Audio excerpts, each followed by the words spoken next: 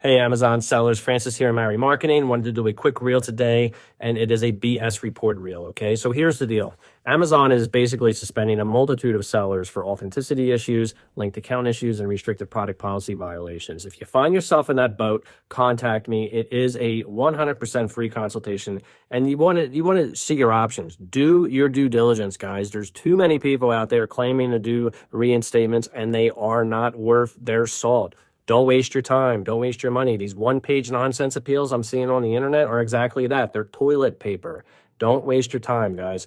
I wanted to also call out some things I saw on social media in regards to some lawyers out there that are trying to take advantage of potential Amazon sellers. Here's the deal, guys. Unless you plan on taking Amazon to arbitration, you don't need a lawyer. That's just the reality of it. It's an administrative process that can be done through the appeal process 90% of the time, guys, okay? If you need any assistance, I'm here 24/7.